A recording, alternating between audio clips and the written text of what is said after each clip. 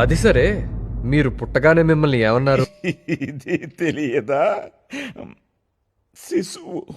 మీరు పెరుగుతుంటే బాలుడు. ఆ తర్వాత యువకుడు, వృద్ధుడు. కొన్నాళ్లకు మీరు పోతే మిమ్మల్నే శవం అంటారు కదా. ఏమిటి అప్రస్తుత?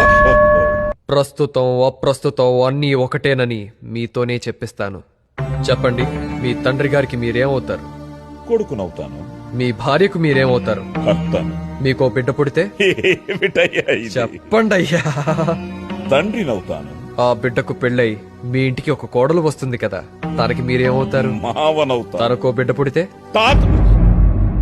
తాతనవుతాను. హరే, ఆశ్చర్యంగా ఉందే. మీరే పిండమయ్యారు, బాలుడయ్యారు, కొడుకయ్యారు, భర్తయ్యారు, మావయ్యారు, తాతయ్యారు, శవమయ్యారు. ఒక మామూలు పిండమే ఇన్ని కాగలిగితే అండపిండ బ్రహ్మాండాలను సృష్టించి పోషించి లయం చేసే ఆ పరంజ్యోతి స్వరూపుడు, పరంధాముడు అయిన ఆ పరమాత్ముడు